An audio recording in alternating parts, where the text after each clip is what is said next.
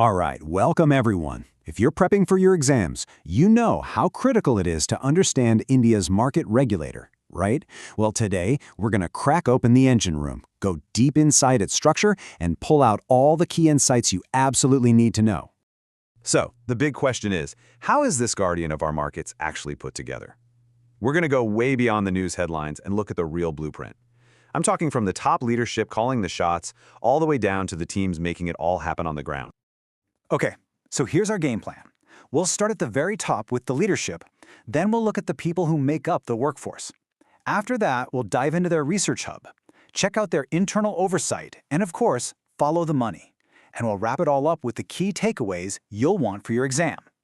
First up, let's talk about the regulator's apex body. This is the command and control structure. We're looking at the very top here, the board that steers the whole ship. Now, this structure was set up under the SEBI Act of 1992, and these are the folks responsible for all the major policy decisions. Okay, take a look at this table. This shows us the who's who of the leadership. Now, for your exam, a key name you've got to remember is the new chairman, Sri Tuhin Kanta Pandey. He took office on March 1st, 2025. You'll also see that the board has 4 whole-time members. You can call them WTMs. They're the ones deep in the day-to-day operations. And then there are 3 part-time members, or PTMs, who bring in that super valuable outside perspective. All right, so behind that leadership team, you've got the organization's most important asset, its people. So let's peel back the layers on the workforce. We're talking its size, who they are, and the HR policies that really shape the whole culture there. And here's the first number you should probably circle in your notes. This is a classic objective question right here. The total staff strength as of March 31st, 2025 is 1,105. Got it? 1,105.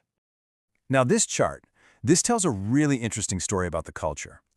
You see, it's a remarkably young organization. I mean, if you just add up those top 2 slices, the 21 to 30 and 31 to 40 age groups, you're looking at nearly 60% of the entire workforce being under the age of 40. So what does that tell you? It points to a really dynamic, forward-looking environment, one that's probably way more agile when it comes to adapting to new market tech. This next bit of data really shines a light on career progression inside the organization.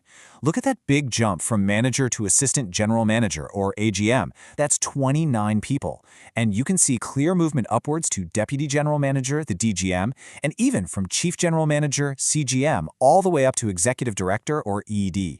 This isn't just random. It points to a really strong internal promotion policy, which is a huge part of their HR strategy.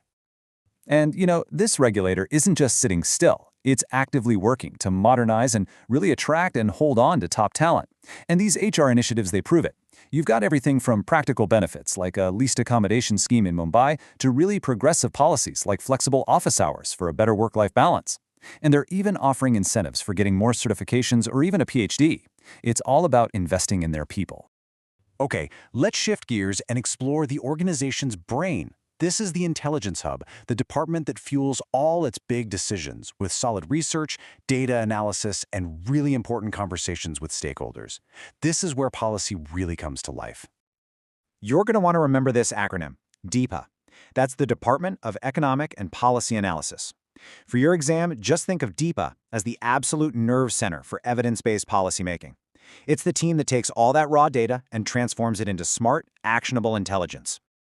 All right, here's a little trick for you, a quick mnemonic to help you lock this in for your exam. When you think of DEPA's big initiatives, just remember the word DARAs. Let's break it down. DHA is for Dharohar, R is for research, A is for the annual report, and S is for the Samvad Symposium. DARAs. Simple, right?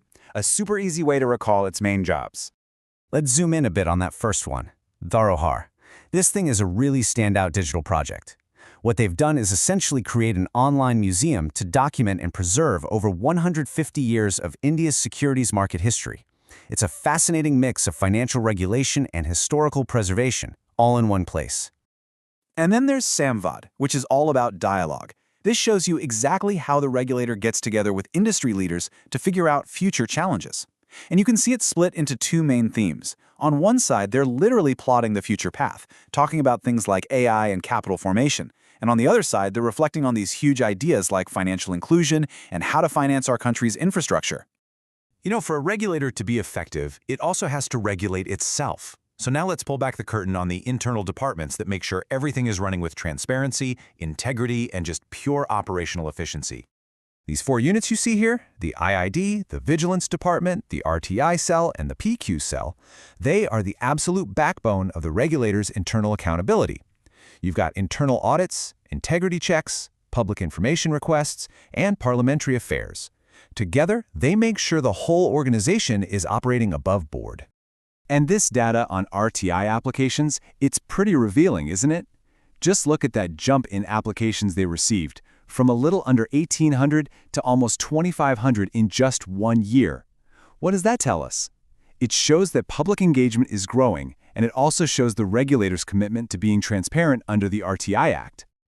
All right, let's talk money. Understanding the financials of a regulatory body is a huge topic for exams. So let's break down where the money comes from and where it goes. This is really crucial if you want to understand its operational independence. So here's the big headline number for your notes. In the 2024-25 financial year, the total amount they collected in fees and other charges was, get this, over 2,300 crore rupees.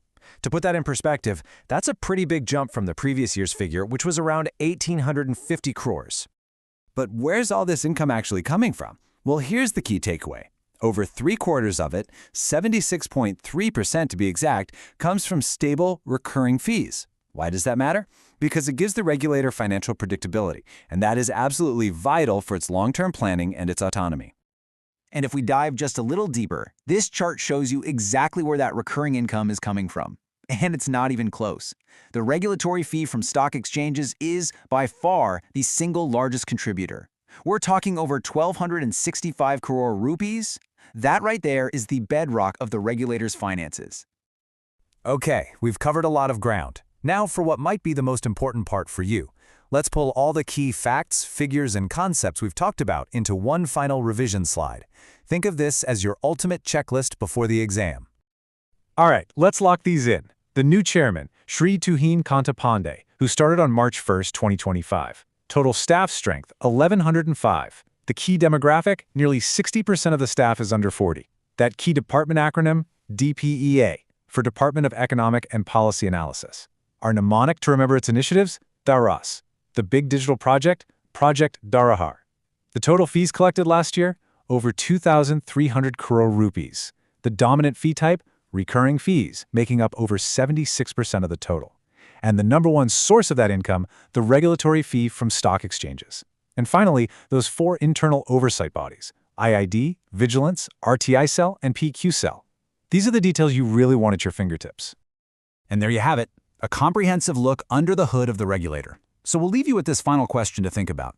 As our markets keep evolving with things like AI and brand new complex financial instruments, how does this incredibly robust internal structure need to adapt to regulate the future? Something to ponder. All the very best with your preparation.